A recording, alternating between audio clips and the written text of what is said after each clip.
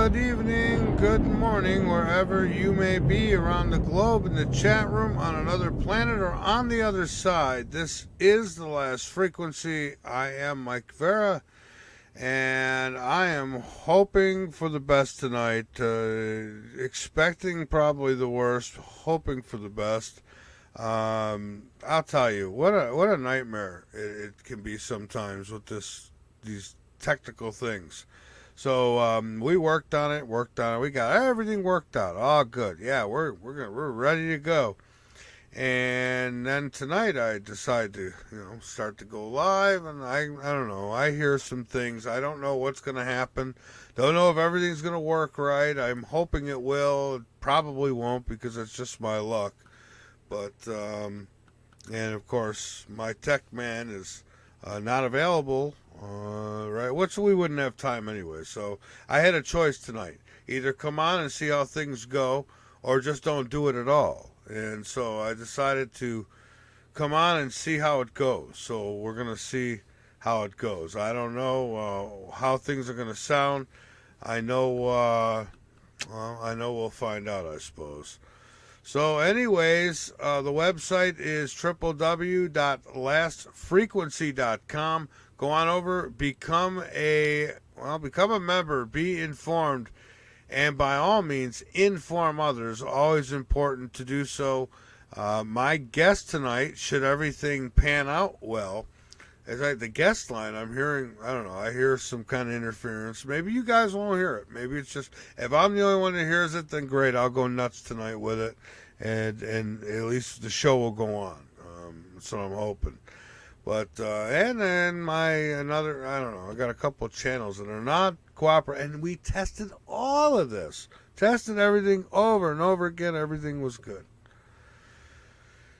I swear to God, there's a demon in the system. So June Ahern scheduled to join me tonight. June Ahern is an author, metaphysical teacher, paranormal investigator, and psychic. So that's where we're going tonight. She had a wham doozy of a near-death experience. So we are definitely going to hit that this evening. Tomorrow night, I've got another good show. I think I've got Dr. Rand joining me tomorrow night on The Last Frequency. He's got a new book coming out, so we're going to talk about that. If David says he's listening. That's good news, David. That means at least I'm being heard right now. So, June Ahern joining me. Then, a couple weeks ago, I came down with something, was not feeling too good.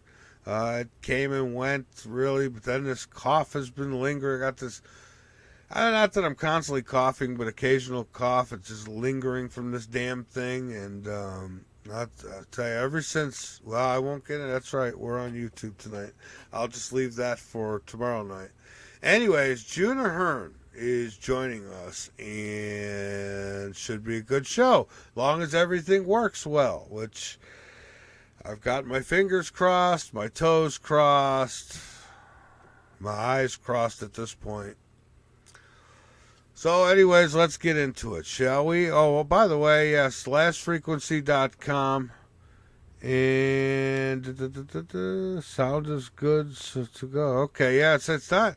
What I'm really concerned about is the guest sound. I'm hoping that's okay. So we'll see, I guess. What's the worst that can happen, right?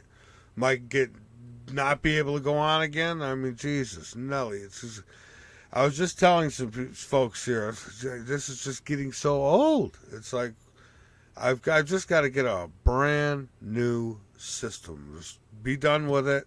No more goofing around. That's what's got to happen in the very near future, and it's going to happen.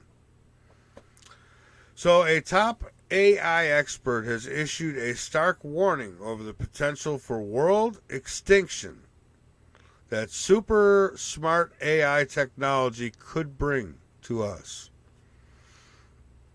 Could we get so lucky?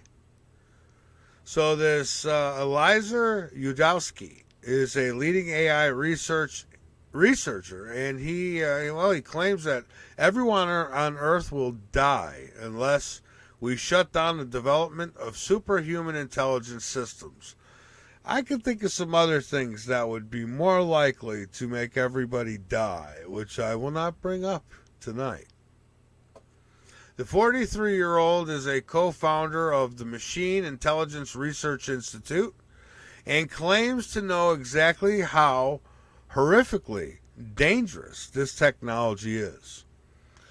There's a lot of things that are dangerous out there, isn't there, YouTube? He fears that when it comes down to humans versus smarter than human intelligence, the result is total loss. In short, humans would lose dramatically. Aren't we already losing, kinda, dramatically right now? For unknown reasons. Ha. Chinese team behind extreme animal gene experiment says it may lead to super soldiers who survive nuclear fallout. Oh, that's wonderful. Modified human embryonic stem cells showed supernatural resistance against radiation, according to a paper by the Academy of Military Sciences team in Beijing. Take it for what it's worth. How about that? Super soldiers. Boy, I haven't really heard much about super soldiers in a minute. Oh, wait. No, Dr. Rand is not tomorrow, is he? I got to look now. Just dawned on me. Wait, is it? No. As absolutely not. Dr. Richard Allen Miller is tomorrow. I know some of you are cheering. I get once in a while I get an email about, Dr. Rand, his stories. You know what? I appreciate a good story from the old guys. I really do. To a degree. Black hole jet from nearly classified galaxy changes direction towards Earth, astronomers say. What does that mean for us? Probably very little. A jet from a galaxy with a supermassive black hole at its center over 656 million light years away is pointing directly at us, folks. However, they do not say whether this would pose a threat at all to our little blue planet. I will assume there is no threat. After all, it is 656 million miles away. So, I think we'll be all right. So, I want to take a quick break here. Yes, already. And I'm going to, just on the break, I'm going to pray like a mantis that everything works well tonight. I am so anxious to just get on with the show. I am sick of the BS. It's like I'm ready to go here. All right. So, folks, I'm Mike Vara. This is The Last Frequency. And I'll be back with my guest on the other side of this break, folks. So hang on with me. Once again, Last Frequency on the VARA network. Oh, I think that's working too. Yay. We'll be back. Barring any energy eclipse somewhere or something. Don't go away.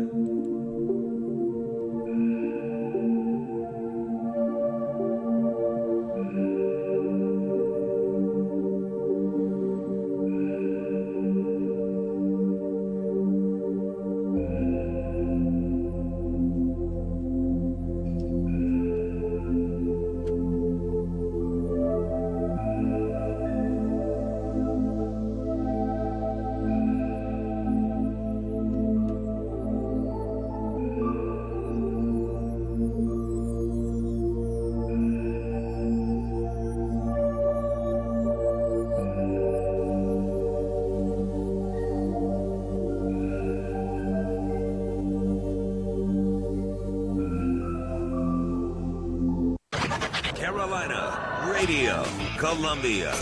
Excellent. Number one means you're always on top. Your number one radio. You're listening to the VARA Network. Hey, frequencies of all walks of life.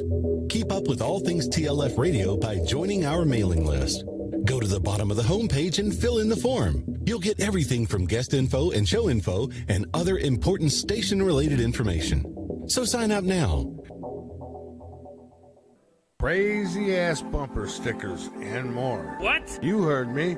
Crazy ass bumper stickers and more. What? Crazy ass bumper stickers and more. What?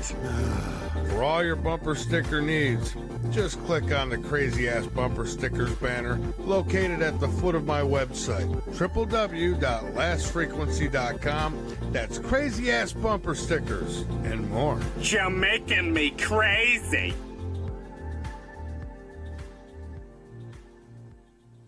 I want to talk to you about something very important for a moment here, folks. That is clean drinking water. Yeah, you can survive without it for about 3 days. How do you know yours is even pure? You don't, but I'll tell you what is. This is the ultimate water filtration solution. It's called Alexa Pure Pro. It is a groundbreaking gravity-fed water filtration system that outperforms all the others for less. I personally stand behind the Alexa Pure Pro water filtration system because I use it.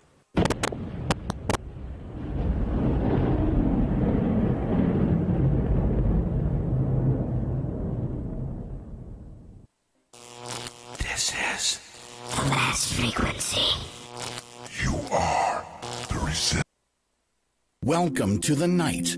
From the Midlands of South Carolina, you're listening to The Last Frequency with your host, Mike Vara.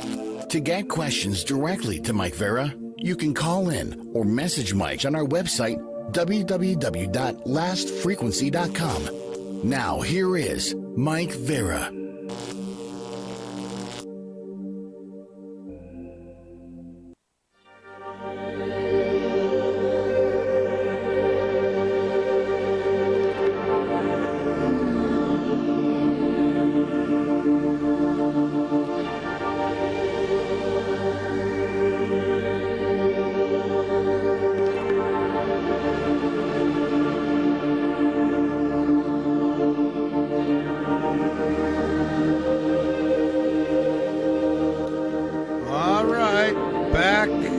Back I am, at least I think so.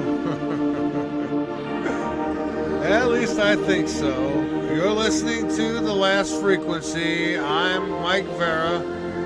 And, well, we're getting ready to bring that guest on. And that'll be the next big test. Hopefully everything will go fine and planned. And I did pray on the break. And I saw the ceiling open and the lights shine in, and well, poop emoji, that's all I can say.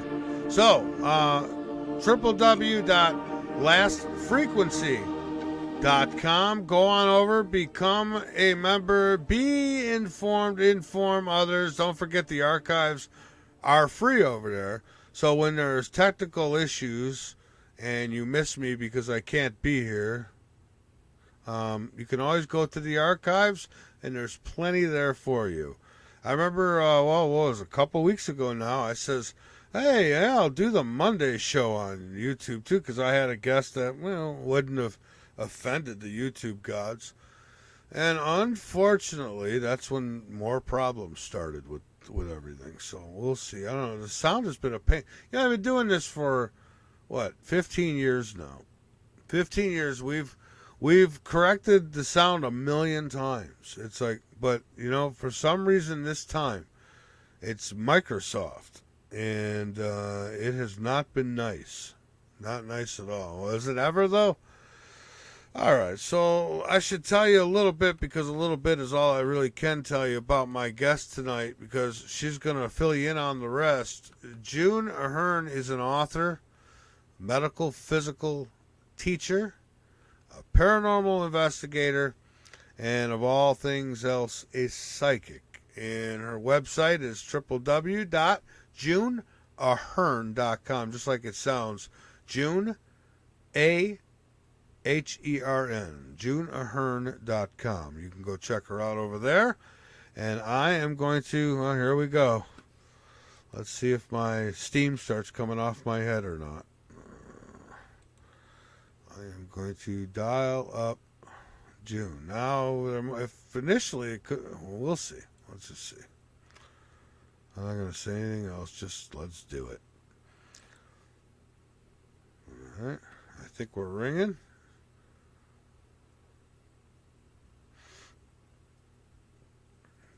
Good evening, June. How are you tonight?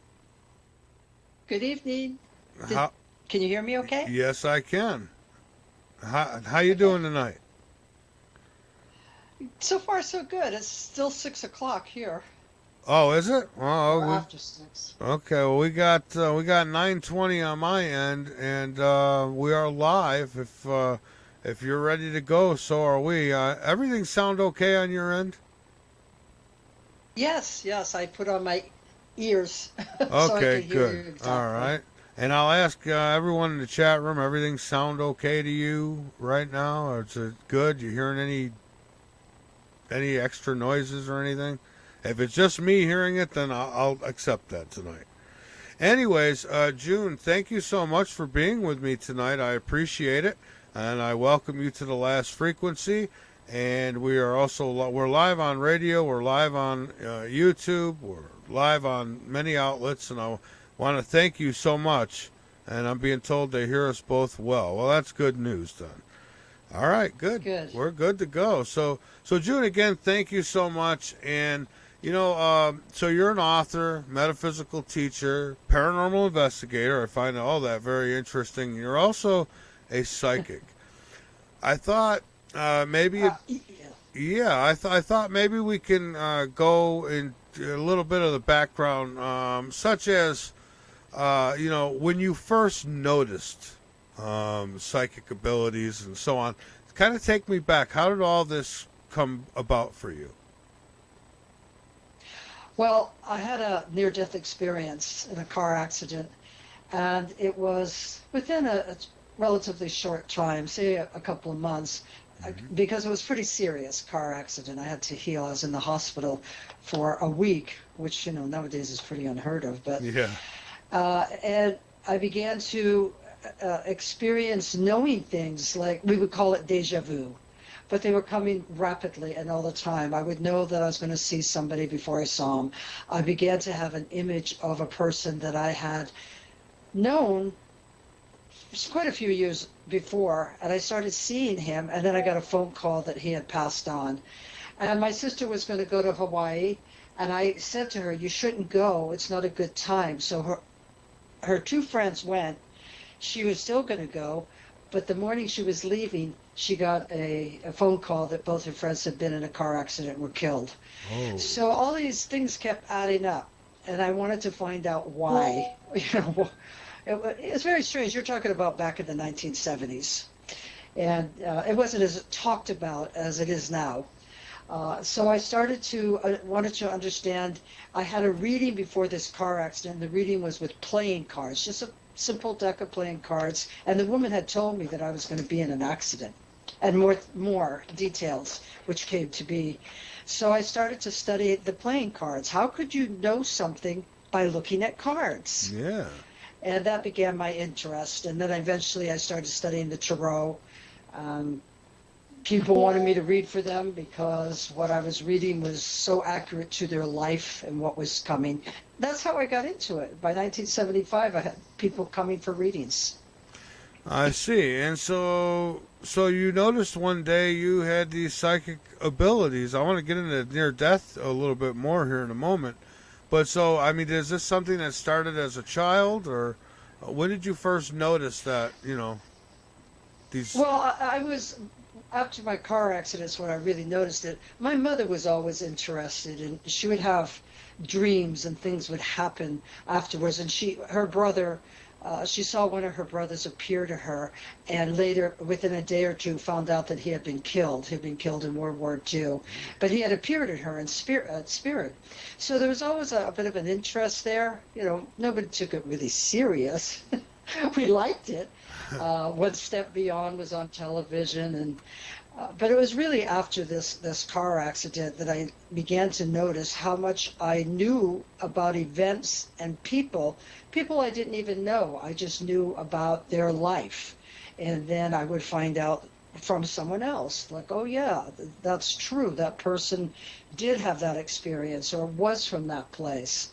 So it was like a gradual acceptance. I didn't really accept it at first. I had to find out why was this happening, and that's why I turned to the tarot cards. I thought, well, maybe they had an answer for me. Yeah, you know, and I began to think, well, Oh, I'm sorry. Go ahead.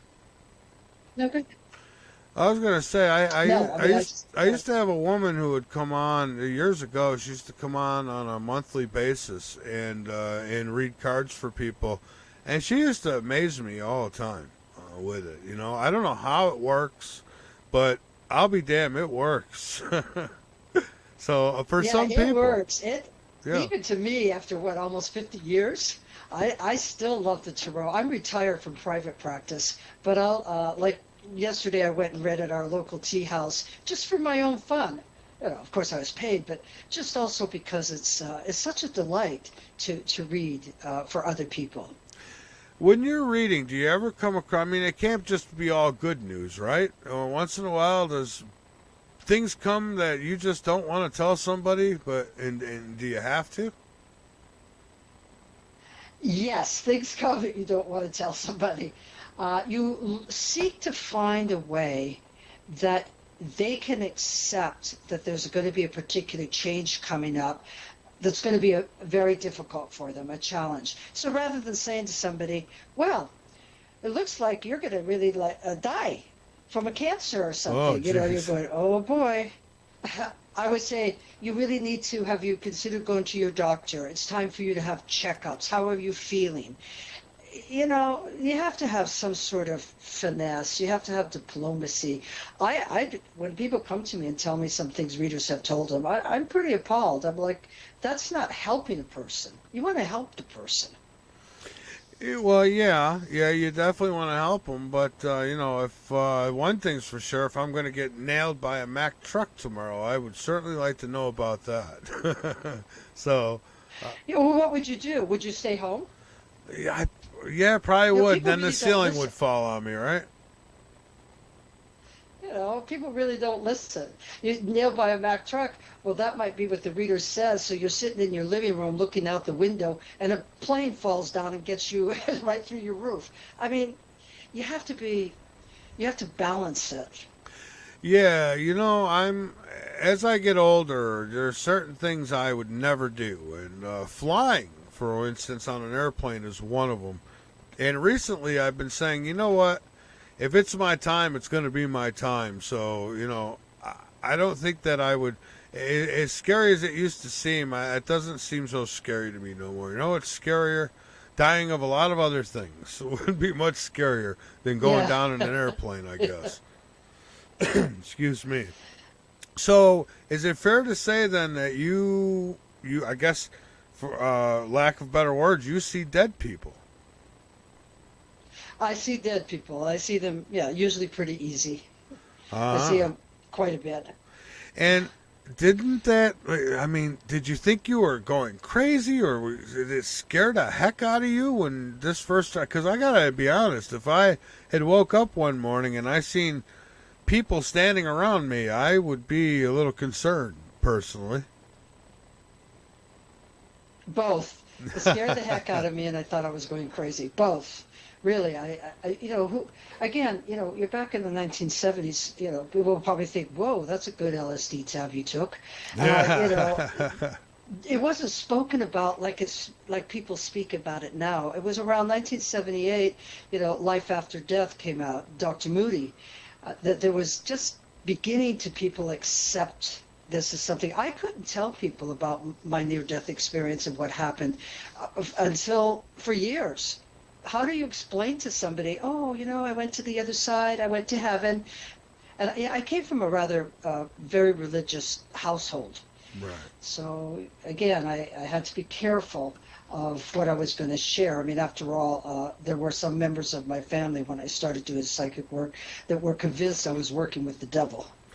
Yes, when I first got into radio, I had a company that I was working with, and they thought so too. They said, we don't want you to have psychics on the show no more. It's it's evil. It's they're connecting. They don't know who they're connecting with. It could be evil spirits. It's like on a day-to-day basis, going to anywhere, going on about your day, you never know what evil you're communicating with anyways. I mean, I've never seen anything more evil than some people, to be honest with you, but yeah. So yeah, I was always told it's not the dead you got to worry about, it's the living. But, absolutely. Yeah. Absolutely. There are, and it's not hard to figure out. A person that is perceived as evil is somebody who is out to gain something from you with no win on your side. Yeah, exactly. Basically, being used like a tool, as they say. So, wow, when you see people from on the other side, what does it look like? Are they fuzzy? I mean, are they static, young, old? What do they look like? And I know these entities, ghosts, they always have clothes on. I guess that's to not startle us.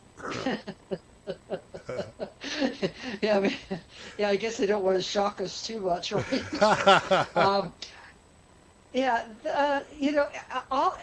I'll mark all of the above here, that they can appear any way they want to, and sometimes because let me tell you this, you want it to happen in your mind.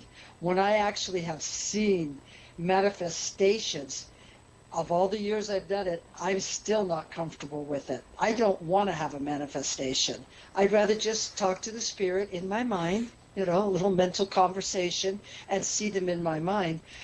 When you transition or pass over or die, whatever word you want to use, you can appear back any way you want to. That's why people get confused if I'm speaking about, I see your grandmother, but she looks beautiful. She's got, red high heels on and her red lipstick and everything. They go, she was 90-something years old. And then with a little talk, they go, there is a photograph. It's black and white, so I don't know if her outfit was red or her shoes were red. So Grandma didn't want to appear as a 90-something-year-old woman. She wanted to appear when she felt great about herself. Well, yeah, and I think that's kind of where our spirits are, because, my dad, I asked him, I have anyways, asked him as he's gotten older, how do you feel? Do you still feel inside? He said, mentally, I mean, I feel like I did, when I was 19. But, physically, it's a whole nother ball game. So yeah, and I had an encounter with my mother years ago after she had passed, and she didn't look a day over 30 herself. So, they tend, but then every now and then you get somebody who enjoys, I guess, staying old on the other side, and they'll appear that way as well, won't they?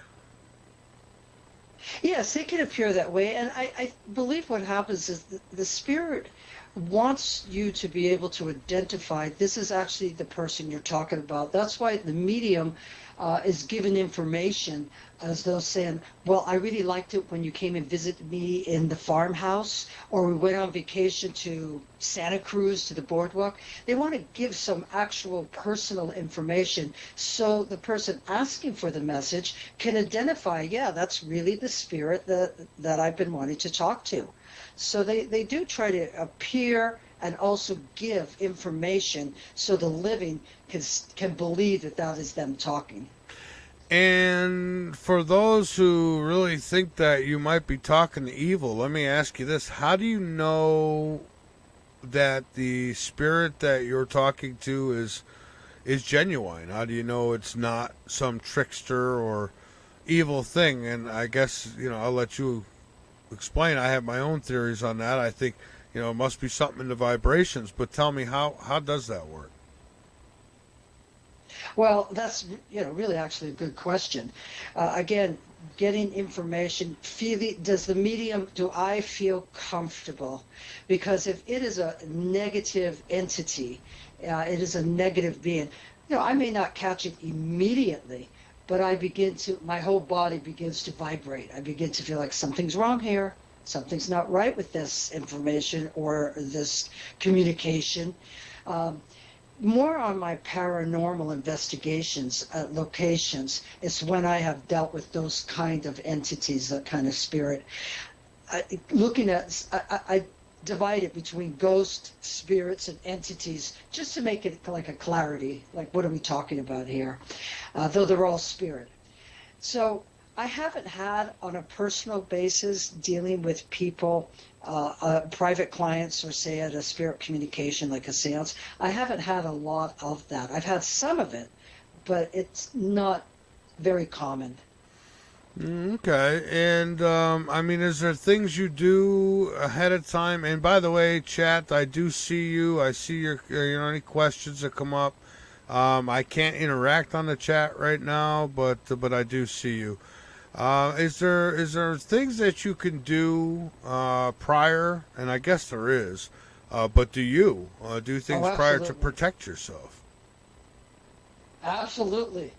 That's one of the things that I kind of get on people that want to do paranormal, or they want to do a little ghost hunts, and I tell them, you want to be able to prepare yourself, even hours before. I mean, even before the show, I prepared myself by taking my time to relax, by thinking not only what I want to say, but more to just come inside of myself.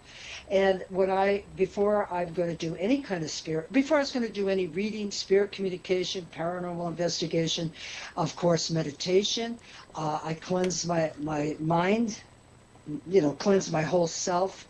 Yeah. For me, being brought up Catholic, I say the rosary or some decades of the rosary.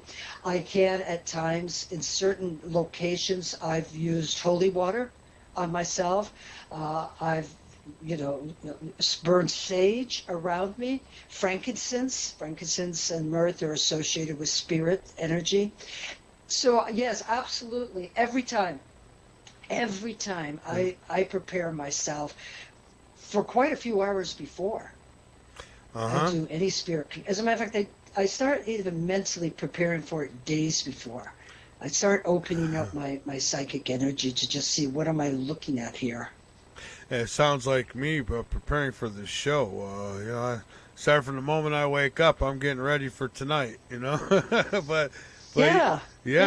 Because even here I could it's run like into preparing evil. for a date. Yeah, exactly.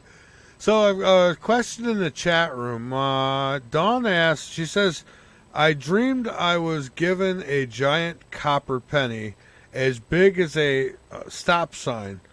Does she know dreams? Do you know what that might symbolize?"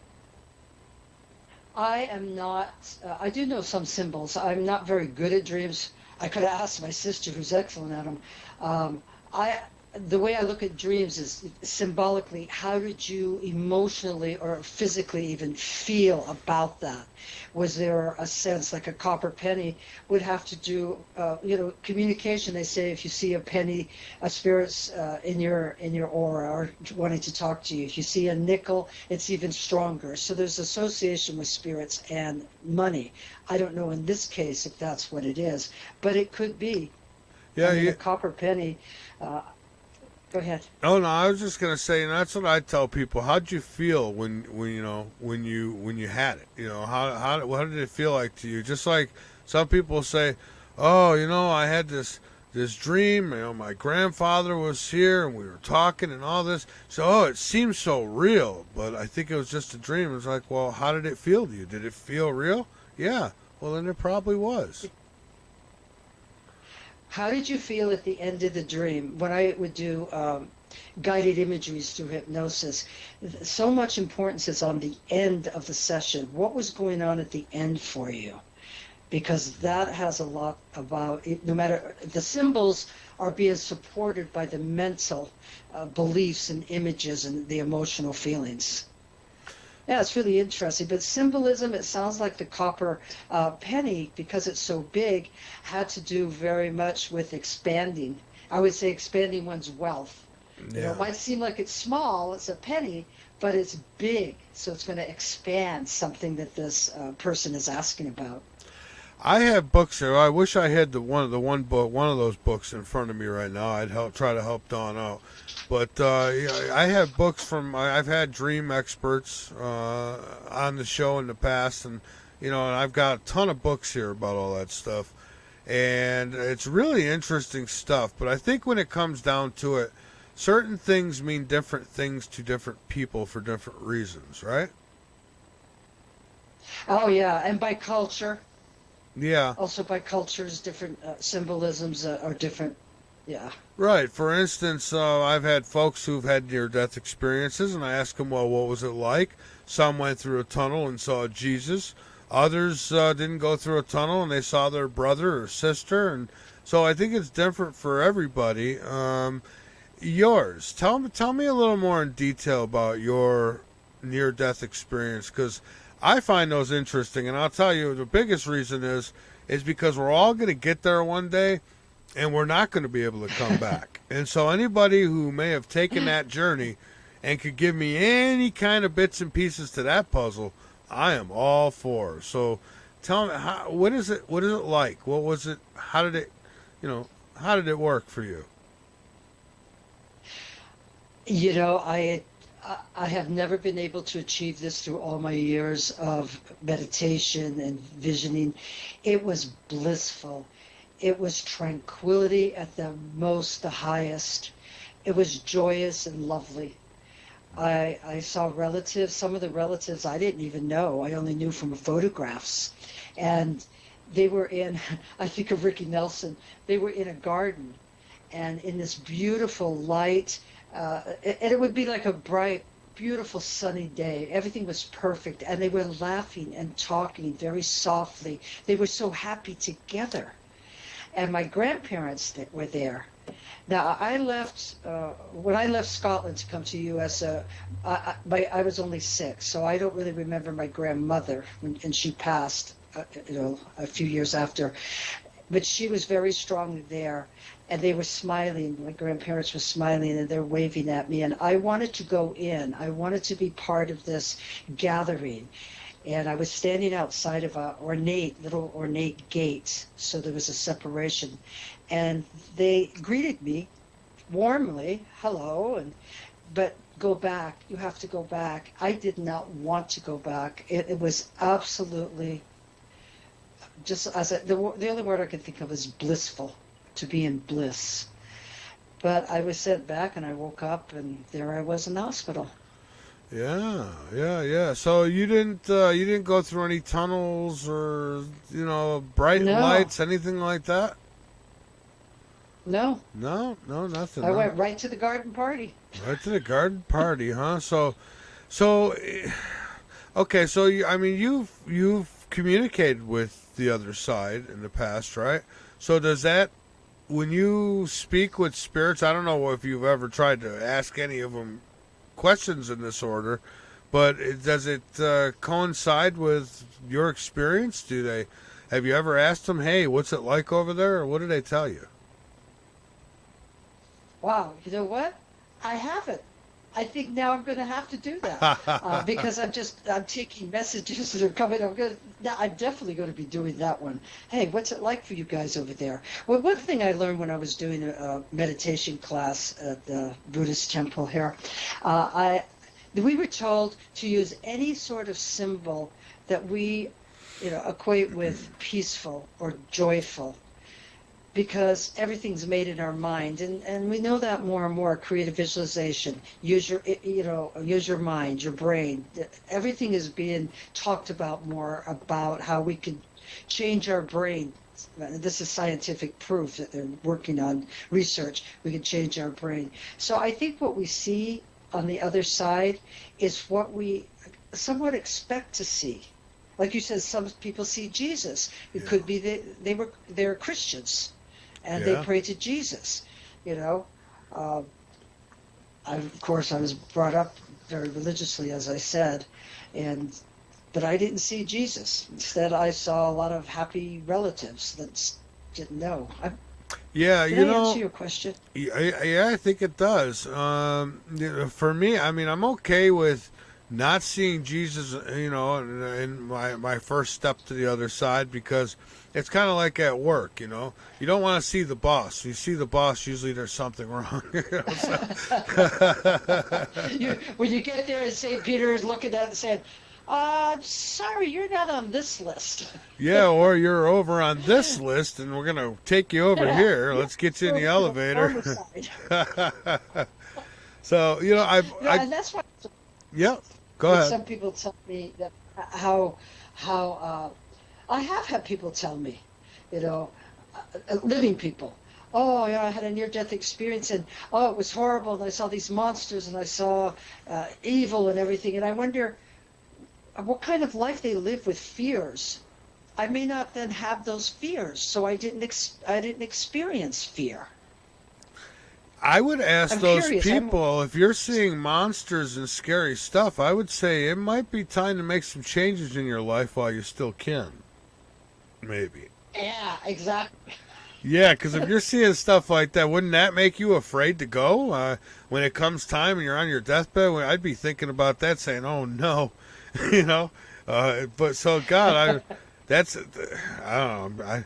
I wouldn't want to see that. Now, me in 2014, I had a near death. I wouldn't call it an experience. I had an issue, heart attack, and but I didn't have that. You know, I was out for a little bit, but I didn't experience the near death. So I guess I wasn't that near to death. But I'll say this: when it was all over with, I kind of looked back and says, "Man, I was almost there." Almost there. It was almost all over with.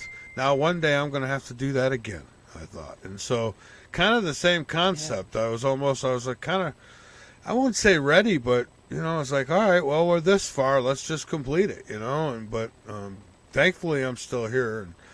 And, but I didn't have that experience. But I know it's a real one because I've had a visitation from my mother after she passed, a few years after she passed.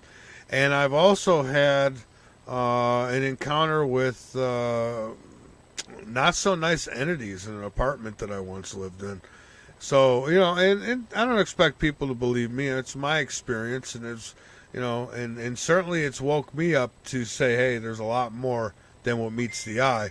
That's why when somebody tells me that they're that they can speak to dead people, I don't shun at that. I believe that there are definitely people in this world who can do these things. And so it's kind of like, it's been explained to me kind of like a radio frequency, right?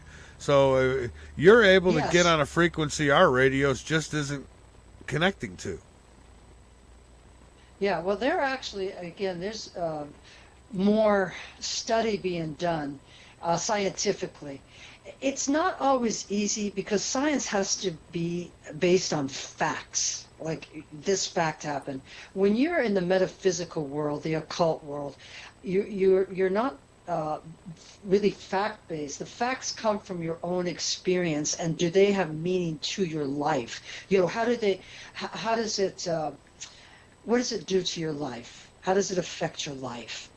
Where science is different, but science is closing in. They're narrowing down, and they're talking just what you're saying, that we are vibrating humans. We are vibrating beings, and our vibration goes out like a frequency, just what you said.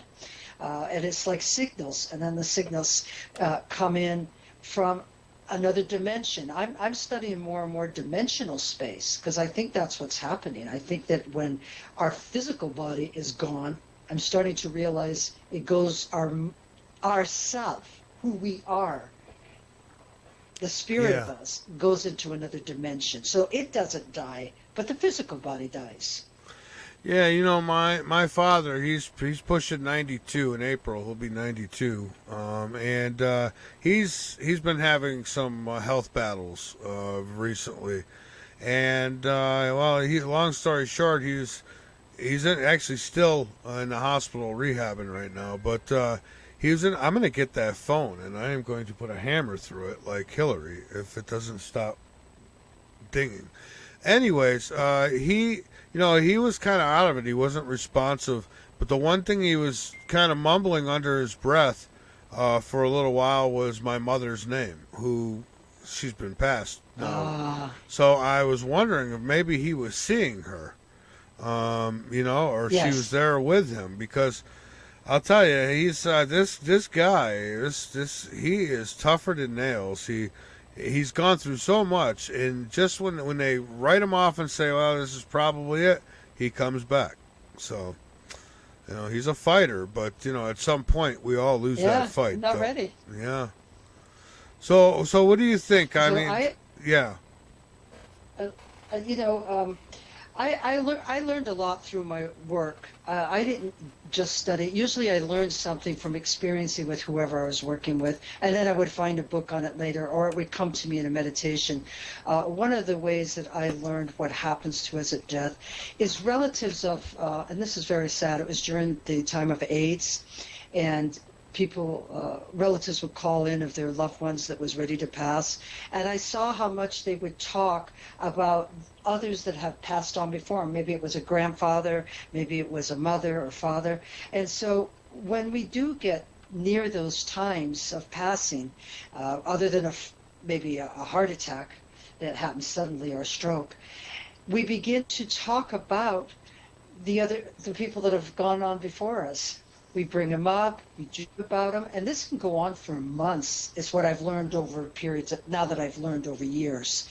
And so your father's dreaming of your mother, but really she's making a connection with him. Yeah, that's what I mean. I'll meet you when you come over. Yeah, because they were very close, and they were together for, I don't know, like 50 years before she passed away. Wow. And so, she's I don't know, I think she's kind of there with him, but who knows? Maybe I just want to think that. But I mean, he's sitting there mumbling her name. I'm thinking, is. Yeah, oh yeah, okay. Well, it's so she's with them, and when we go over, and I had this validated by nurses. I had a friend that was passing over in the hospital I was visiting. He was talking about, and the nurses say, yeah, that's what all the ones that are leaving, they begin to talk about seeing those that gone before them, because they're there to help them go over to the other side. Your mother's going to take his hand. Your mother's going to take him over, so he's not going to be afraid to just really give up the physical body, because it's hard to give up the physical body. Well, it is. It's like someone trying to give up a cigarette. They get such pleasure from it, and just as we get such pleasure from our bodies, let's face it. Nobody really wants to. Well, I won't say nobody, but most people don't want to die. And a lot of it is because the unknown afterwards. But then there's a lot. I think being a spirit, man. I hope it's as fun as being in this body, but I hope it's a lot less painful. It's a lot less painful after a period of time. My belief, from my studies, my belief at the time, because things change, is that when we go over, we have a time where we get to see our loved ones. So hello, hey, glad you made it. And then we go before a panel, and we're adjudged. That doesn't mean we're judged. It just means they're saying, well, like the people you're going to meet when you leave, the 5 people you're going to meet in heaven, what do you think about this time? What do you think you could have done different? So it's an examination of self. And then we begin to heal. I've talked to quite a few spirits that say, oh, you know what, I can finally breathe again. And I would say something, go, oh yeah, they died of lung cancer. Or, oh, my feet, I'm running all the time. They said, well, that's funny, because they couldn't run. They had lost a leg or something. So we go through a healing process, even a physical healing process. We're becoming whole. Yeah. Holistically whole. I see people on a daily basis, and with my work, I see, a lot of people on a daily basis, and some of them I look and I think, boy, if that was me, I don't know if I'd have the courage to go on. The things that people are dealing with, whether it be double amputees, vegetable states almost, where they could just move their, I see it all in a day's time, most days. And it gets you thinking about life big time, and how blessed you actually are. Is no matter how bad things you think things are, things can be a lot worse. And I wonder why some people have to go through the things they go through while others don't. And I know we all have our personal journeys, but it just seems like, wow. I mean, especially you're going to live to 70, 80 years old, and you're going to have to be in some of the states that some of these folks are in.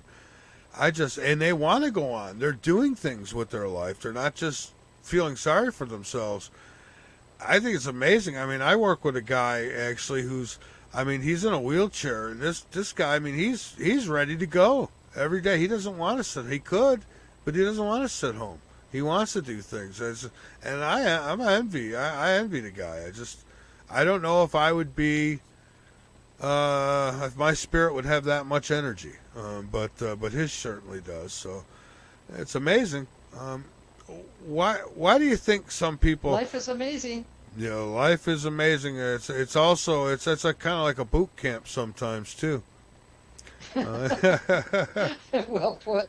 Yeah, it really is. It's like a boot camp. I feel like we come here to get ready for. I mean, if you pass class Earth, you could probably get through anything.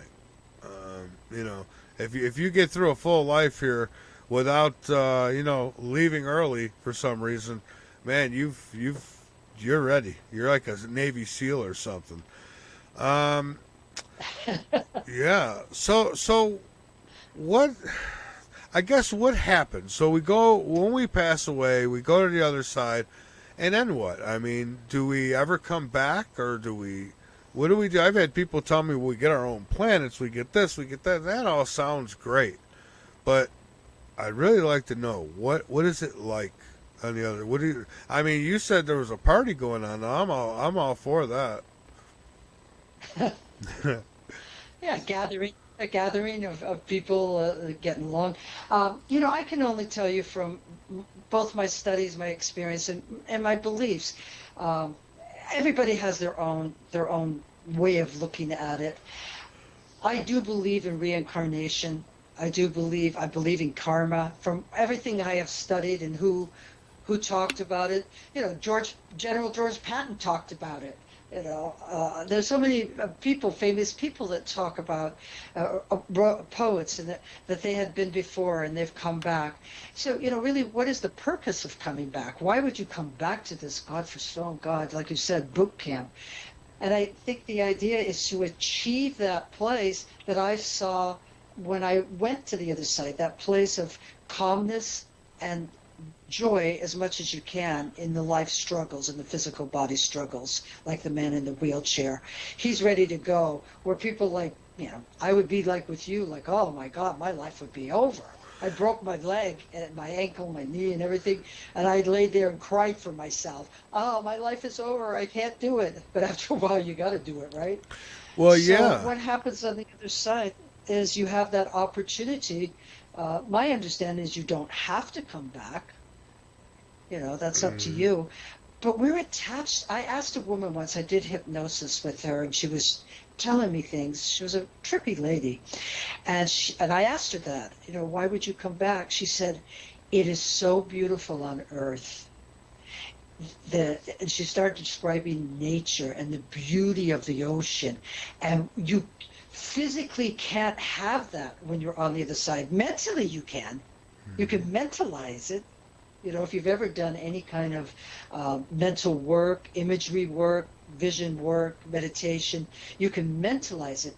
But she said, but you want that physical connection to the beauty that's here on Earth that you cannot experience on the other side. Now, that's something she told me, and that was interesting. Well, yeah, and I would agree with that. I think now I wouldn't know this for sure, but it's just kind of my gut feeling on all this is that what we experience here in the physical plane, is so that when we're in the spiritual plane, it's kind of to get our fix, right? So when we're in spirit form, okay, maybe we can't go in a store and open up a chocolate bar and eat it, but we've done it before, so we could kind of manifest that feeling. Is kind of how I look at it. I think, so we're experiencing things in this physical form, in this body, that we can't possibly have experienced in the spiritual form.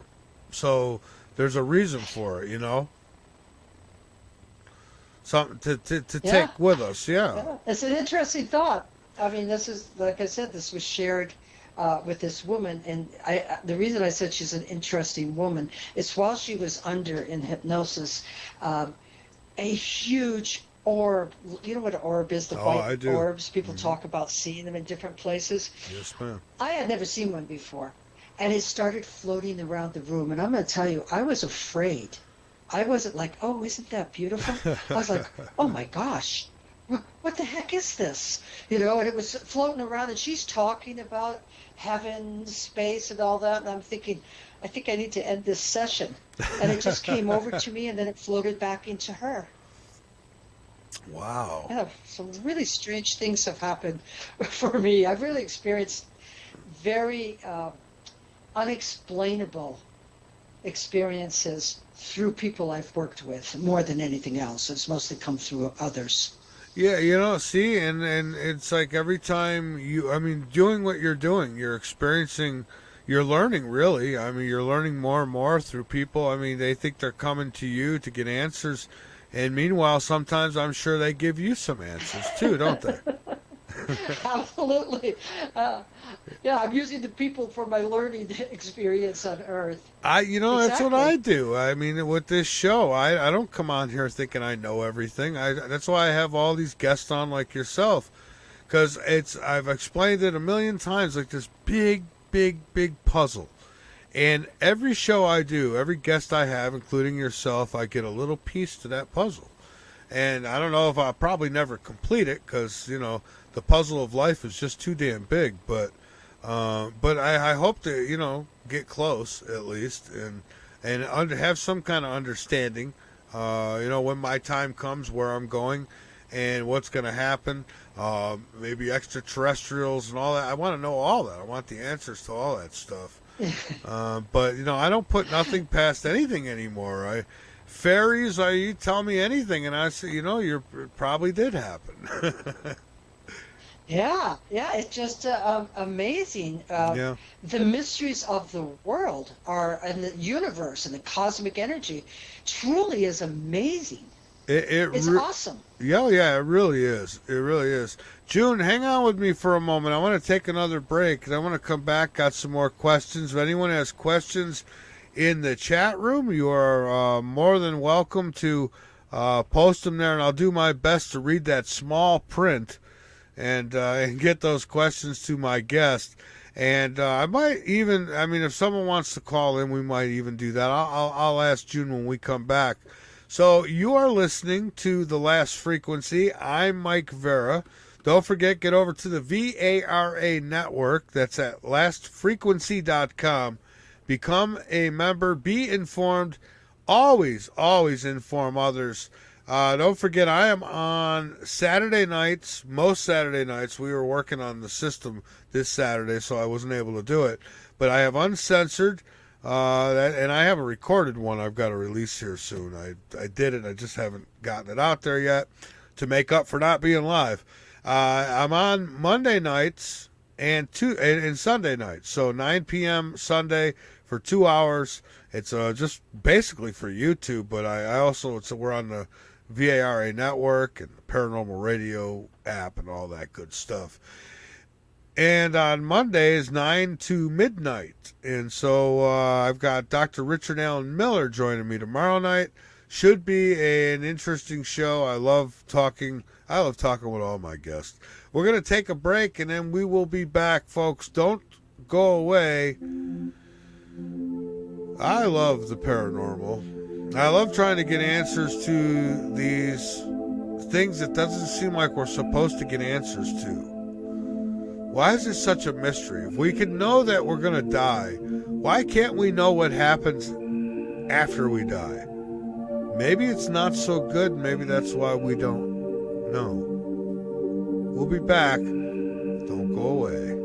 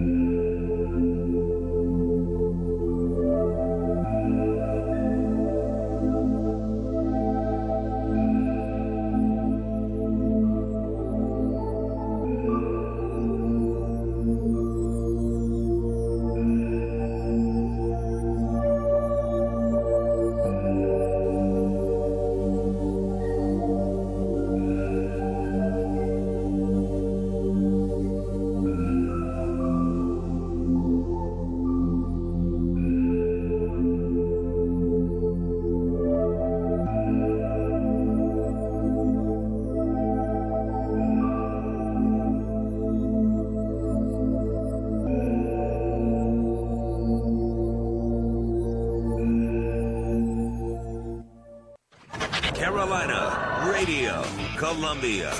Excellent, excellent. Number one means you're always on top. Your number one radio. You're listening to the VARA Network. Hey, frequencies of all walks of life. Keep up with all things TLF radio by joining our mailing list. Go to the bottom of the homepage and fill in the form. You'll get everything from guest info and show info and other important station-related information. So sign up now. Crazy ass bumper stickers and more. What? You heard me. Crazy ass bumper stickers and more. What? Crazy ass bumper stickers and more. What? For all your bumper sticker needs, just click on the Crazy Ass Bumper Stickers banner located at the foot of my website, www.lastfrequency.com. That's Crazy Ass Bumper Stickers and more. You're making me crazy.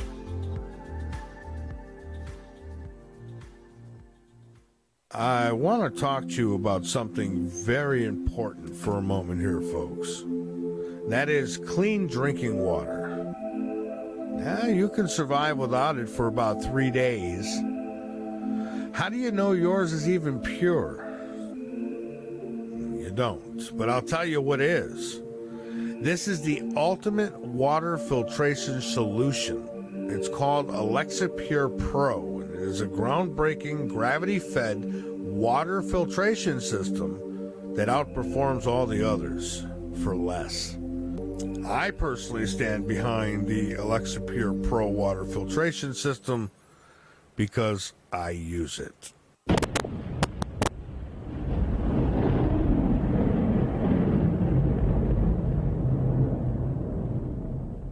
Welcome to the night.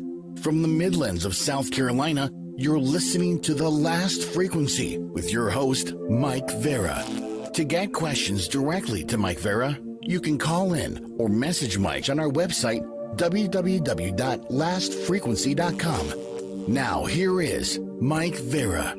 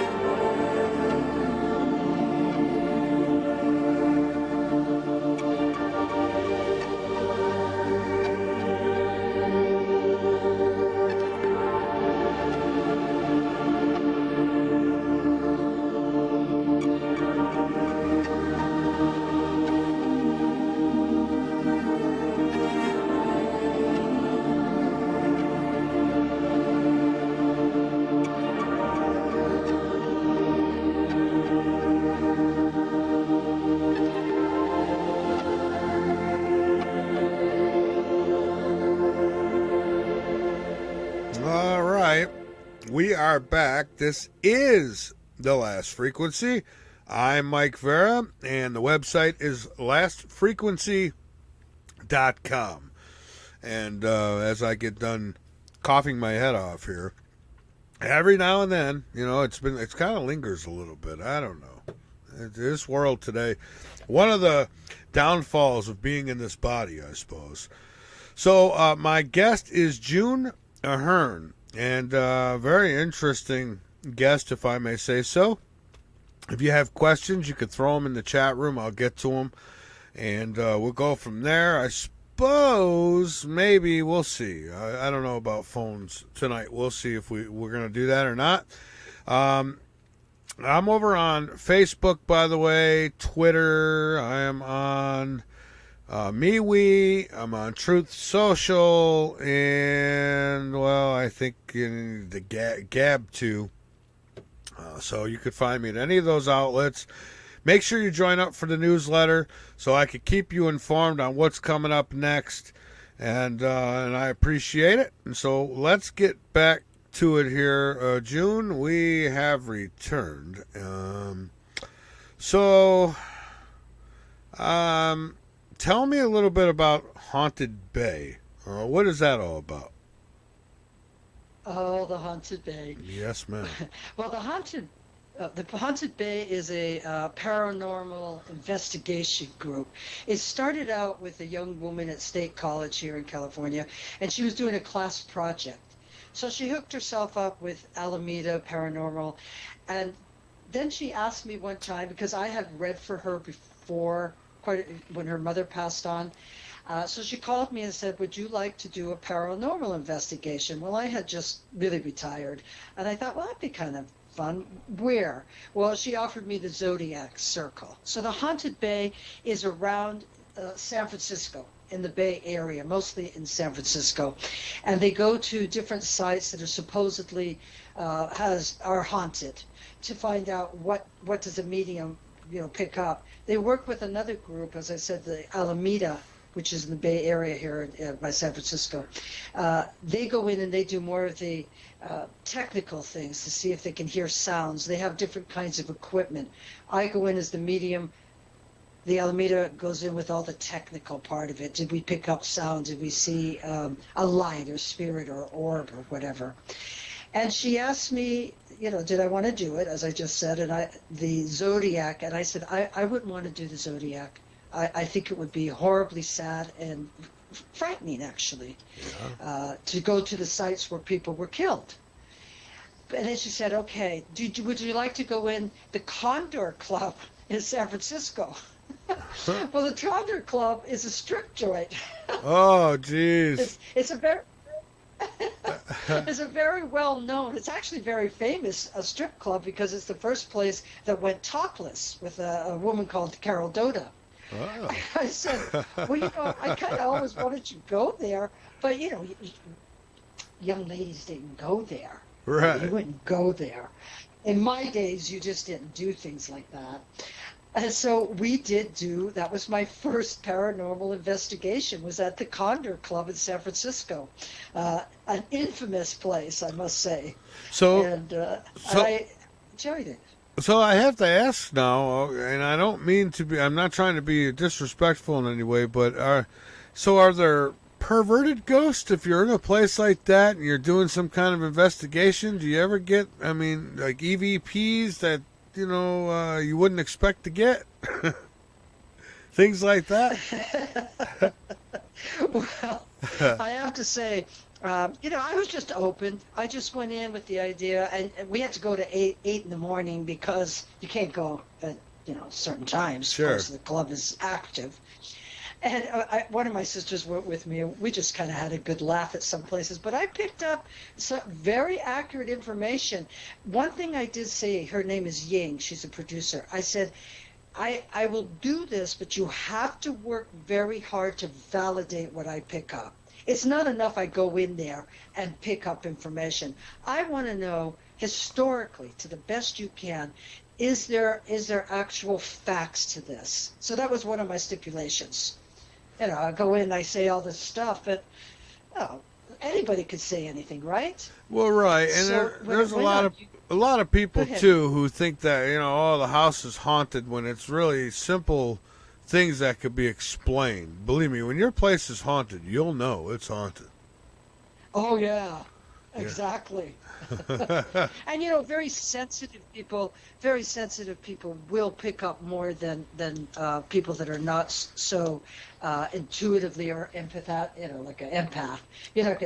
Pick it up the same way that they are going to pick it up. So sensitive people pick up vibrations around you or movement around you that not necessarily could be explained. But you're right.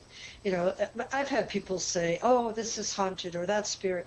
Yeah. And I don't like to be disrespectful to people. That's their experience. But I'll tell them, I didn't get it. I didn't pick up any of it. So I don't think every medium picks up every spirit. Right. I don't think every reader gets the information right for every person. See, for the apartment that so- I was in, I was one of those people. I mean, I didn't come right off and say, "Oh, the place is haunted." I mean, when the cabinet doors were opening and closing, just kind of boop, boop, boop, they'd open up just enough that you'd let them go and they'd spring back. Boop, boop, boop. So, and I kept hearing that. So I got exterminator, and I thought, okay, it must be maybe I got mice and I don't know it. And they're going in and out of the cabinets, or so I mean. Then when the electric, I was having problems with my computer and stuff going off, and so I had electricians come in. I mean, I assumed it was everything else before I ever assumed it was that. And then one night, I decided to do EVPs, and being a rookie at it, I learned how off a CD of a back of a movie I was watching. And we'll try to, and that's when I was spoken to, and I'll tell you what, it woke me up. And I mean, even symbol on the wall, I mean, things coming off the wall and being thrown at you. It's hard to really. I mean, it's like so unreal when it happens. Like, you got to be kidding me! Is this really happening? Like you said earlier, it's like, come on, this stuff don't happen. But it does. Yeah. It does. And I like the approach you take, because that's what everybody should do. They should look for the more logical reasoning why something is happening. Like you said, oh, maybe I've got mice. Let me go and check that out. And that's what people often will jump right to it, especially if they know who I am. I mean, in my area here, I've been recognized because I've done work here, and they'll say, "Oh, June, I think this is it, and this and that." And I just look at it, I said, and I'm like you. Well, have you checked your electricity? Have you checked your wiring? Go there first before you go to the next thing, unless you absolutely have a manifestation or something showed up. Then it's scary. Yeah, I had a last house that I lived in, well, a couple houses ago. Sometimes I would just leave my mic on in the studio, and it's a very powerful mic, and I would leave it on and leave it recording while I was out, doing other things, and I'd come back and I'd listen. And sometimes I hear very interesting things, but I at least in that house, nobody talked to me. So, I'm always trying to, I don't know, it'd be nice to get a decent spirit that would sit down and you could just actually interview them. Boy, wouldn't that be great? But you just get these small tidbits. Yeah, if they would sit long enough. Well, I tell people they want to contact spirits, and I've done that so many times. And I tell people, do you know how hard it is for a spirit to actually come over and give information? That's why it doesn't last long. They have to cross dimensional spaces. It's a certain energy. And it should be respected as that. Just don't call them up. I have people that tell me, oh, I have a problem, so I called my father to come back and help me. Oh, he's with me all the time. And how can they rest in peace if you keep calling them back? Oh, yeah, it's like you were a pain in the ass in life, you're still a pain in the ass, Oh, gotta watch your language. Yes. It's just so much. I mean, it doesn't seem like we're supposed to know. I mean, maybe certain folks like yourself, you can connect on certain things. I've had experiences. I mean, I believed before I had any of my experiences. I always believed that I always figured there has to be something. I mean, what would all this be for? This is ridiculous if there's nothing else. Because it's like we're sea monkeys or something. Remember they used to sell those in the comic books? You'd buy that little package of bacteria, put it in the water, and they tell you, oh, they're going to be sitting down on the couch like a family in the bowl and watching TV and all that stuff, and you believed it. And they were nothing but bacteria, and I hope that's not the case for us. Yeah. Well, I do too. Even though my many years and many, many experiences, I still remain in question. And I think it's healthy to have some kind of skepticism in the way that you're willing to keep an open mind, not skepticism where you shoot it down right away. But you have to have this, as you said, don't say it's just a spirit until you've checked out some of the more logical things. To live in both worlds, I can live and enjoy being a human being, and I can also communicate with what is the unseen and not let it bother me. Well, it has bothered me at times. Just keep an open mind. That's what I tell people. Just keep an open mind. Yeah, exactly. And I'll tell you, once I found out that it was some kind of spiritual energy that was goofing with me, it got real. I mean, it's creepy. For me, it was creepy. I'm thinking, man, Well, there's that does something sound in good. here watching me right now, and I can't see it. That It- doesn't sound good at all. No. That's not a normal communication at all. No, you it's experienced. not, and I'll tell you, it's an interesting, very interesting story. It's a very true story. I swear on my life. And two of my friends that owned the building that I lived in, both wound up with really serious health issues. One had heart attack and aneurysms and died. The other one had heart attacks. He sold the building and he's still alive, thank God. And I mean, I had issues. It's just, it wasn't, two people had, died in a fire, and that building was restored. And I was part of the crew that helped. My buddy says, hey, you want, earn some extra money, you can come and, I had my own business at the time, but I helped them restore the building. And then I got an offer to take one of the apartments, and I did. And I'll tell you what, it was really view changing. I could tell you that they weren't very nice. At first, it started out with just kind of trickery, playing games, and in the end, I mean, it got kind of serious, really serious. Like trying to start fires and stuff, which was not, not for me. I got out of there, and thankfully, I don't think anything followed me. Although the way my luck goes, sometimes I wonder. But yeah. No, that was good that you got out of there, because that's not that's the other side. Spirit communication with those loved ones that have gone on and talking. That's something entirely different. Was it near some sort of water? Was there plumbing problems? Was there leaks? There was a water? There was a river nearby, not too far away at all, actually. Yeah. That's where a lot of these low-grade vampire kind of entities come through water. I mostly have found out, that it's a river nearby or a lake or like that. Yeah, it was the Genesee River, and there could be all kinds of stuff coming out of that river, because for years, Eastman Kodak would dump chemicals in it. So God only knows what's lurking in that river. And people actually go down there and still fish and eat the fish out of there. I wouldn't eat anything out of there. I don't care if I was starving to death, but they do. Of course, they say they cleaned it up. But yeah, of course, it's always clean. Go ahead, eat it up, beautiful. But yeah, it was so it was near a river, very close to a river actually. So That's there's so many streams under. The people build buildings, add dirt, build, and there's streams that are flowing underneath the earth that go through buildings. People are not always aware of this. And that's the other side that really concerns me about people that want to do amateur ghost things or paranormal investigations, and they're amateurs. You see these TV, one of the most popular TV ghost investigation, I cannot stand it. They scream, they jump around, they act like, oh my God. And I think, why would you be an investigator if you're going to be afraid? You can't be afraid. Oh yeah, I know. You're afraid Yeah, and then it's like, oh my God, what was that? And then they go to a commercial break, and then they come back, and it's, it was nothing. It was just headlights from the car outside. It's so stupid. It's just stupid.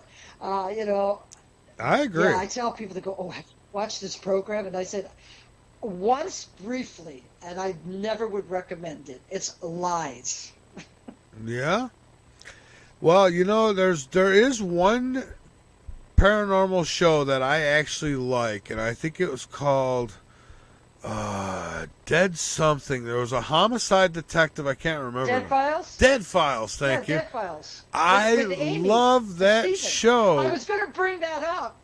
Yeah, I was because going to talk about that. that's an awesome one. I mean, you got a homicide detective who does a whole different investigation, and then you got the psychic, and she is amazing. I mean, she really She's gets into it. amazing. Yeah, those two are great. I love that's one show I say, Yes, yeah, they're I real. love that show. Yeah. Yeah. It's for real. She's for real, and I can tell. Like I said, I've been in this business a long time, and have met countless mediums and psychics, and over the years, and I can tell the ones that really are very gifted and prepared. You can be gifted and have it, but if you're not prepared to deal like Amy deals, or I will deal with paranormal, you should not be doing it. You should find something else to do. Go sit in your garden and commune with the fairies, the garden fairies. Well, right, and I agree. Most of these paranormal shows, most of them are. I mean, let's face it, they got to keep it interesting, or they're not going to be on the air long. Then others, the real ones, the real people like Dead Files. I mean, they don't.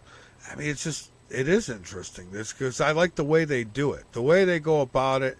It's just a real feel to it. Yeah, it's not some, Very well done. Yeah, very well. And you know what I like about it is that they do check the history out and get facts after Amy, has done it. Yeah. Just like how I asked Ging, my producer, I said you have to do the research. It has to be real to people that really want to know about it. The other one is like drama hype. Kind of stuff. I guess there's people that I've certainly met people that like that kind of stuff. I'm not into it. Yeah, no, me either. I like real. I like stuff I could learn from. I like stuff that makes my mind, makes me think. That's what I like. And Dead Files will do that. I mean, I watch some of that stuff, and I think, I remember one episode there was a spirit that was telling her he loves giving people heart attacks, and there's like this. It was kind of like it used to be. There was a tattoo parlor on the bottom and some apartments up top. And then after the guy did his homicide detective work, he found that all these people were having heart attacks that owned and lived on the property. And I'm thinking, I mean, you just can't make this stuff up. It's amazing. No. Yeah. No. It's a delight to watch because they're able to bring it together, and she's able to give proper advice. Like, we'll have a Reiki person come in, we'll have a shaman come in. It's just such a good program. Well put together. And that's what people don't realize. You did realize it because your two friends were ill. Yeah. When you get an attachment, there's possession, there's attachments. You can get an attachment from a spirit. It could be a negative spirit, it could be a low-grade entity. And this is what starts to happen. You get ill, you get tired, you get disorientated, you get depressed, and it happens. And that's always why I say, if you want to do your own investigation, please read up how to do it. Please decide how you want to do it. Yeah, and I mean, they'll wear you down and wear you down until you just get almost psychotic. I think that's the goal from some of these negative energies. And so, what these negative energies are they people who've lived before, or are they? I mean, what are they? Okay, I just noticed that. Can I turn my video on? Oh, you know what? Okay. Oh my God, yeah, I forgot all about that too. Yes, please do. Oh wow, my video's not on. Yeah, I didn't even notice. To be honest with you, I mean, I'm looking right at it, but never dawned on me. No, I'm a real person. Look, yes, you are. Hello. All right. Let me get you on. So. Yeah, go. That was funny. I looked down and I went, oh, because I thought, well, maybe he doesn't want to video it, so I'll just not. Then I looked down and said, oh, I didn't turn my video on. Yeah, I didn't even think about it, which is crazy. Let's see. I got something in the way here. I'm trying to. There we go. Everything's. So, to your question, are they negative, evil people? Are they something else? They can absolutely be a person that has lived in body, and refuses to go to the other side, maybe miserable. Even when we think of things like Jeffrey Dahmer, is his energy still around? It can be one of my very favorite books that I learned a lot about spirits many years ago was by this author called Mary Blount White, and it's called The Letters from the Other Side, and she devotes a whole chapter to attachments. She calls them vampire entities, low-grade entities. And when I was in Jamaica, I had my first experience with that at a house that was very, very haunted, actually like an exorcist haunted kind of thing. So they can be low-grade entities that were really never human, and I can't even say where they come from because I don't know, but they do travel things like through water, through electricity, and then there are people that have lived, if you talking about the dead files, where there have been murders on that land. Someone has gone insane and murdered a whole family, and that energy, that entity still exists there. So it can be a few different reasons these spirit entities are there. And again, maybe some of your listeners will go check out Dead Files and get a better sense of that. The thing that happens, like what happened to your friends, as soon as you said they got ill, I knew they had attachments. And you got out. You got out before you got attached. Yeah, I was there. I think I might have lasted maybe 2 to 3 months. I can't remember. It's been a long time now, but I think it was a few months I was there. Wasn't there very long. Might have been a little longer, but it don't feel like it was. I remember dealing with it for a couple months, it seemed like, and then it's like, and I was anxious to get out of there after that because what did it for me is in the end I woke up and I woke up, it was real bright in the room, and I'm like, what the heck is going on? And I look over at the window, and the blinds are missing on my window. And I'm thinking, well, what the hell? And I smelled something burning. I look over to the other side, clear across the other side of the room, and the blinds are sitting on my electric heater melting. And I'm thinking, not me, not now. Definitely an entity, a spirit. Yeah, it was not good. Spirit. So, I mean, I booked out. I got my stuff packed. I told my buddies, I said, look, I'm sorry, I'll catch up with you, but I got to get out of here. And, then my friend, the one who died, moved into that apartment after I left because he didn't believe me. And I think that might have been part of his doom, to be honest with you. Yeah, they will attack you. They will attack. He may already have had a certain illness, something happening in his DNA, maybe even but these kind of dark entities, they will attack anyone who has an illness, who has a weakness, old people, children. That's why I tell people when they've asked me before, can I bring my child to the seance? I say, absolutely not. You do not want anything like that. Though my circles are clear, but who knows? Who knows what might open up? Oh, right. I know. Yeah. Nowadays, they want to bring children to a lot of things they shouldn't be bringing them to. And it's sad. But, yes, I agree.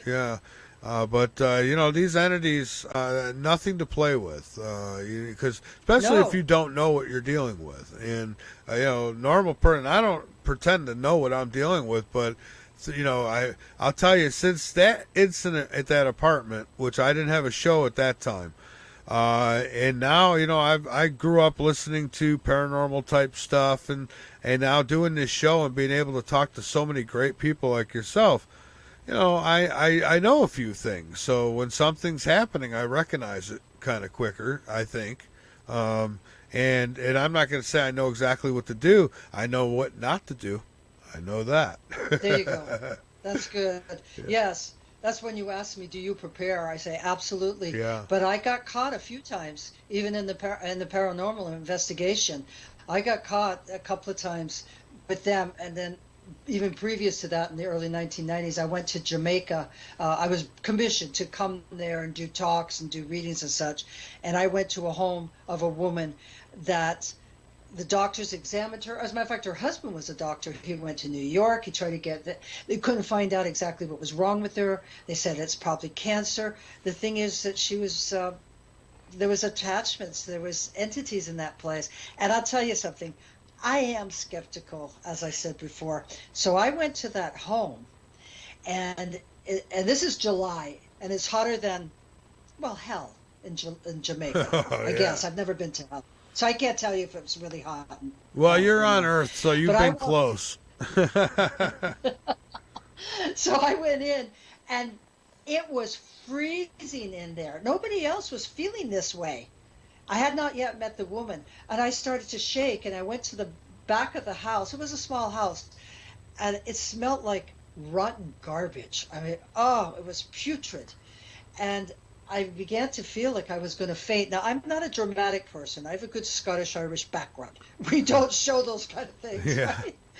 And I started to shake, and they had to hold me up, take me out of that room. So I went into the room where the woman was under piles of blankets. She was so cold, and if it hadn't happened to me, I was slapped. Like, my brother used to roll up the wet towel and snap it at us. Oh, jeez, yeah. Yeah. It was all in fun. He's a very good brother. Sure. But I felt like I was being slapped by wet towels. I was scratched. I was pushed, punched. It was horrible. And they asked me what to do. I said, move, get away from this. And of course, this was a couple. I was, in my 40s. They were probably well into their late 60s. I said, I can't do this. You have to call somebody who's really can deal with the exorcism here. This is way above me. So that's when I began to realize there are a lot more out there than we can be aware of. And we should be aware of it, not fearfully aware of it, but cautiously aware of it. If you want to do a ghost thing, get involved with ghosts, do that. Just be aware that could be more than you're bargained for. Yeah, and fear feeds negative energy. So if that's like some of these Absolutely. ghost hunters, like you were talking about, if you're gonna get there and jumpy and scared about everything, oh, they got you. You're there. Well, you know what you are. So What's the purpose? yeah, exactly. So I mean, you got to go in there. That's like the psychic. I bring it up again on Dead Files. I mean, she goes in there. She has no fear. She comes in and she does what has to be done. And you have to be like that, or they're going to take total control of you. Absolutely. Well, I have seen her. It was, and I can't remember exactly everything that happened, but there was one where she said, I don't want to do this. It's too much. Yeah, I can't remember the particular one, the episode. I've seen that, and I couldn't imagine. And boy, I'll tell you, she's so good. I couldn't imagine She's so good. going through. I wouldn't last 2 minutes in her shoes. I'd probably have a heart attack and die. She likes it. She said she likes it. They interviewed her with it. She said, yeah, I like it. I like meeting the spirits and the ghosts. Well, and she must like and it I because, do. I I mean, do. yeah, because if she didn't like it, I don't think she'd be around anymore. I mean, that's enough. If you can't handle that, it's enough to drive you crazy. Oh, yeah, it'll wear you down. Yeah. Absolutely. When my book came out, How to Talk with Spirits, I had a lot of book events that I went to, sometimes 2 and 3 in a week. And this happened for quite a few months. And I was, kind of wearing down. So I went to one book event. And here's the thing. Do not drink alcohol or take any kind of substance, get loaded or anything before you do an investigation. Oh, It yeah. is a bad idea.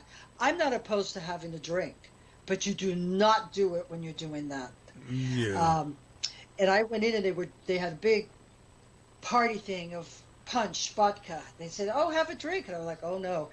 Everybody, almost every single person there, and it was a big group. There had to be about 25 to 30 people. And many of them had murders in their family, suicides, early child deaths, and it was just overwhelming. And that's when for the first time in my whole experience and my profession, I got an attachment. I didn't know it right away, but now I know what an attachment feels like. And it took me about a good month to recognize it was an attachment. I just thought something was really wrong with me. I went into a deep depression. I was physically ill. And then one time I was wanting to do a meditation, and my guides came through and said, you have an attachment. I was like, no, not me. How could that be? I Yeah. had an attachment. Now, how does one know if they have an attachment versus one always thinking they have an attachment? So, I mean, Well, yeah, yeah, well, you have to, again, you don't go right away to I have an attachment. You want to go, why all of a sudden do I feel so depressed? Why do I feel so sick all the time? I can't identify it. You have to take steps.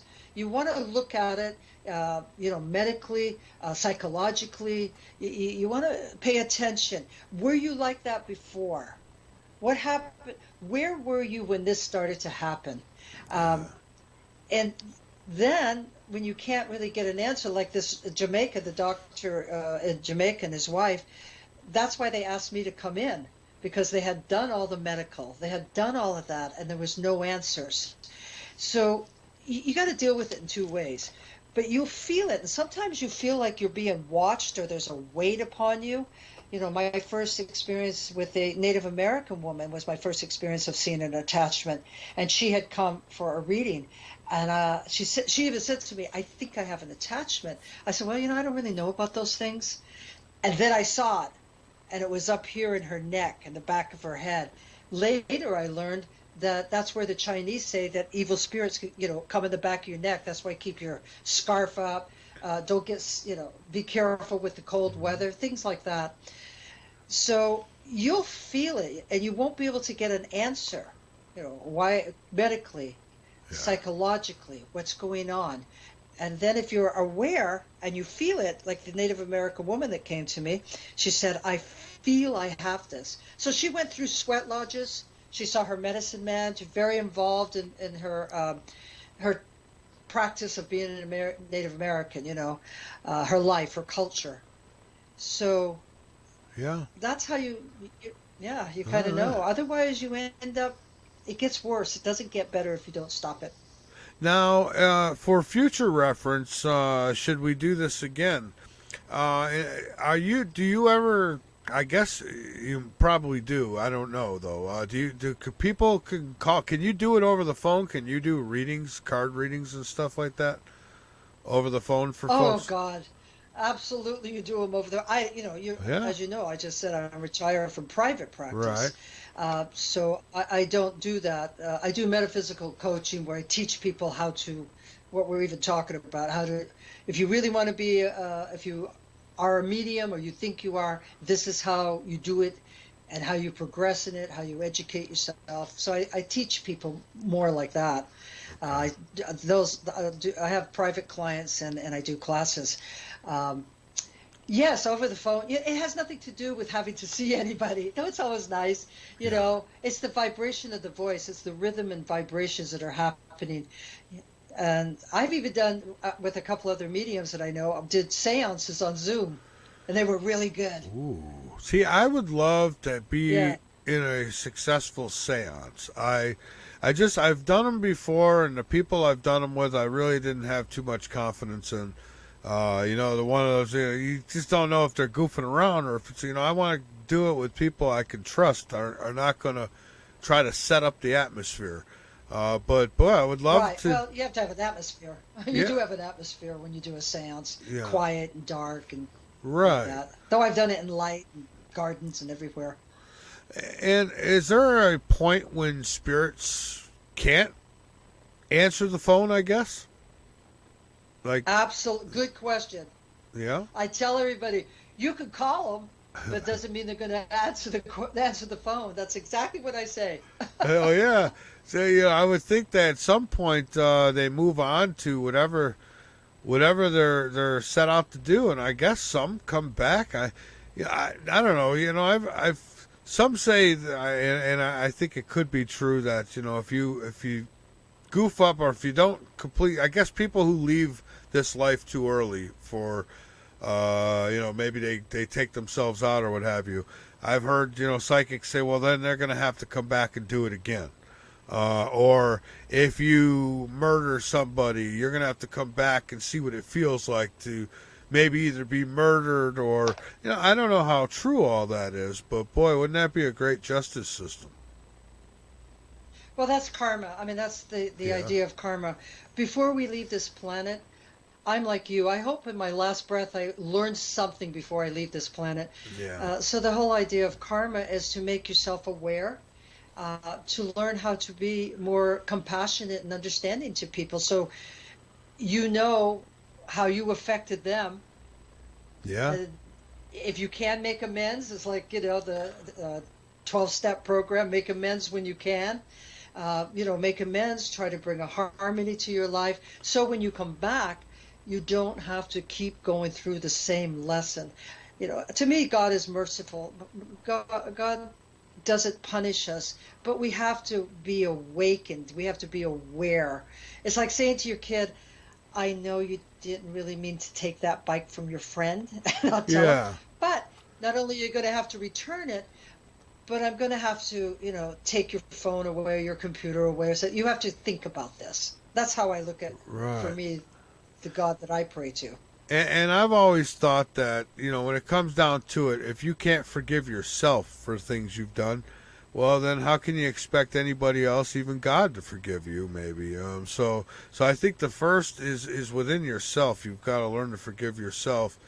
And I don't know. It's a hard one. Is everything forgivable? Because I don't know. There seems like there's some things out there. But I guess then there's people who are, I'll just say, out there enough where that they might do something horrible, and to them it's not horrible at all, and they say, well, God made me this way. But did God make you that way? Oh. I know. Right? Yeah, God made me that way. And that, the studies they're doing in brains of mass murderers, they're studying them. Yeah. They are finding that there's parts of their brains that are like holes in it or missing, or, that they're not wired the same. That's what the studies are actually showing. Oh, yeah. Like it was manufactured, underground somewhere. The brain. I had... Yeah, Go ahead. No. Oh, I'm just laughing. I shouldn't be laughing at something that's okay. serious. I'm sorry. I think we probably have serious. just a small delay, so we're not trying to walk on each other here. It just happens. But I don't know. It's just it's a crazy thing to think. It puzzles my mind trying to comprehend all of this. That is all I know is that this life, when I was a kid, it seemed like it was going slow as a snail, and as you get older, it's like speeding up like I don't know what. And here I am. It seemed like yesterday I was 19. Today I'm 51, and I'm thinking, holy smokes, I used to always say growing up, well, once you get 50, all bets are off. Well, I'm over 50, so I guess all bets are off.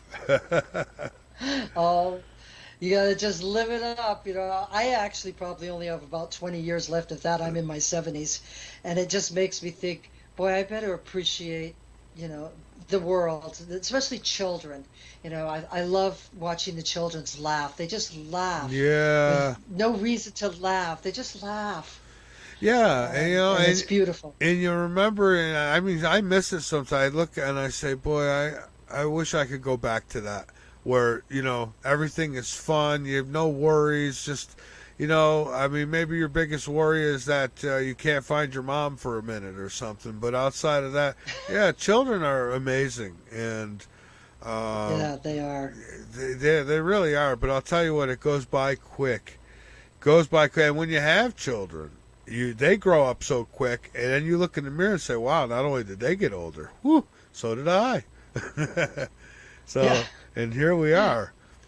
How can people get in contact with you if they would like to? And what if they want to be a part of your classes?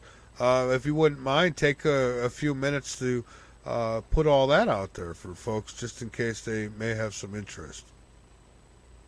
Well, the easiest way is to go to my website and check out what I have. I try to keep my events up to date. Just go to my website, see what I have to offer, where I'm talking, if I'm talking in person locally, or if I'm doing the thing on Zoom.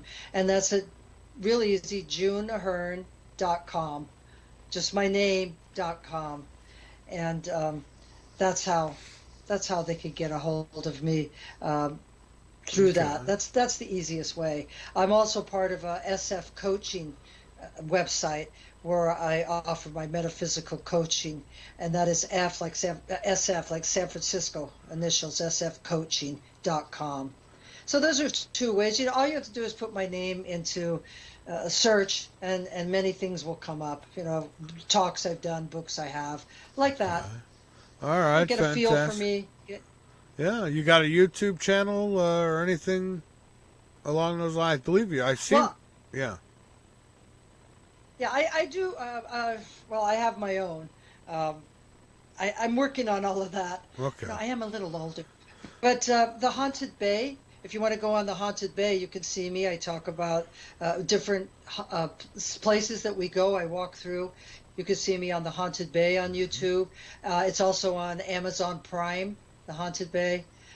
So you can put the Haunted Bay with June Ahern, and then you'll be able to choose which video you'd like to watch. Yeah. I have Facebook. I'm like everybody else, Facebook, Instagram. Yeah. Yeah. All the usuals. Well, listen. Before we're done here tonight, I'd like to give you the floor to get out anything else that you'd like, whatever it is. You got something you want to throw out there, promote, whatever. Go right ahead, and let me thank you so much for being a guest here tonight. I've enjoyed talking with you, and I've got another little piece to the puzzle. Thank you, and we have to do this again sometime. Yeah. This has been easy, a very easy conversation. I like that. Thank you. All I can say to people is trust your intuition. Learn how to trust it, develop it. There's so many different ways you can do that, and that's something I teach in my classes and always promote. When you trust your intuition, you're living more to yourself, who you are, and not who everybody else tells you how you should act, how you should dress, what you should believe in. Just don't believe in things because someone tells it. If you really want to, experiment with it yourself. Does it work for you? What does it mean in your life? Does it better your life, and will it because if it betters your life in a way that you can share it with others, that's what we're all here to do, really, is to share positive growth with other people. That's how I look at life, and that's what I really talk to people about. I think that's really my message. All right. Well, June, thank you so much. Enjoy the rest of your Sunday night, I guess, and the rest of your week. And until we speak again, stay safe, and thank you very much. Thank you. Thank you for having me on. All right. You bet. Thank you for being here. Have a good one. All right, folks. There she goes, June Ahern, and that went really well. I enjoyed talking with her. If you are interested, I have her linked up on the website. Again, it's www.juneahern.com. So you can get her there. I'm trying to get... There it is. Okay. So, yeah, you can find... I got her linked up on my website, lastfrequency.com as well.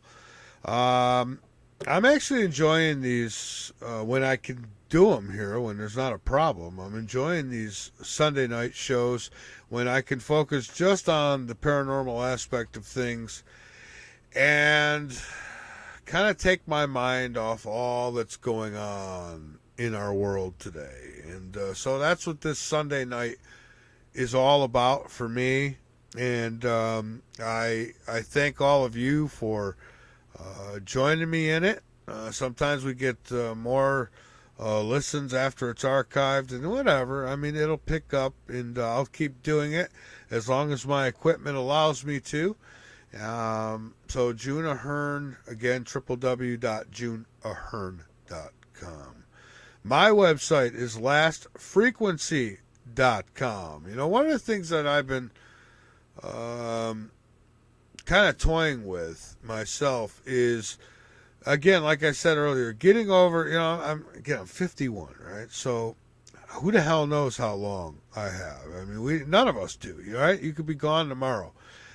And I can't tell you how many times. Well, one thing I won't do, I'm never going on roller coasters. Okay, so that I won't get over that fear. But the fear, I've been so many places here in the United States. I've been in Canada, all over Canada, I won't go to Mexico because I don't like being kidnapped and all that stuff. But, I've been thinking, what prevented me from going to other places, other countries and stuff is the fear of flying. I'll tell you what. The thought of getting in one of those tubes and getting in the air and putting all my trust in somebody who may have not got enough sleep the night before. And who knows if the mechanics who are working on the damn thing have gotten enough sleep the night before. These are the things that I think of all the time. I always think of what can happen. I guess there's a benefit to that. You're prepared kind of mentally for the worst. I always say prepare for the worst, hope for the best.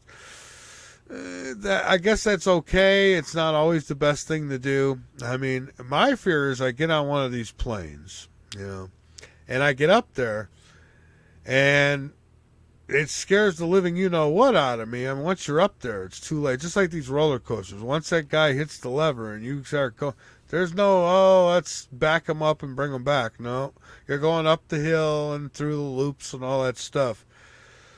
But I'm considering it. I've been considering it. I want to, take an international flight, get over some fears. Who knows? Maybe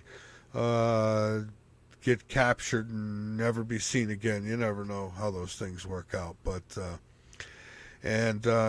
next week, I'm making a mess here. Come on. Next week.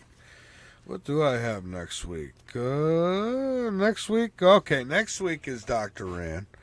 He's going to join. We're going to talk about his new book. And we'll see if we can keep Dr. Rand on track. And so I got Dr. Joy coming up this month. I've got some good stuff coming up. Tomorrow night, Dr. Richard Allen Miller joins me. I'm looking forward to that. He's always a lot of fun. And he says that there's something coming. There's an event that's coming. And Earth is not going to fare well from it. No, it's not a Planet X thing, I don't think. But that's what he says, and I don't even know if he wants to talk too much in detail about it, but he seems to know something that maybe the rest of us don't. And so that's tomorrow night, 9 p.m. Eastern, on the VARA network. I want to thank each and every one of you, wherever it is you may be, around the globe, in the chat room, on another planet, or on the other side. This has been a broadcast of The Last Frequency with yours truly, Mike Vara. I hope you'll tune into our network, at the VARA network, at lastfrequency.com, and I hope you'll support us so we can continue to do what we love to do, and that's be right here with you. So thank you, everybody. Have a great night. Keep your eyes posted to the sky, because you never know what you might see. Keep your ears posted to this broadcast, because you never know what you might learn.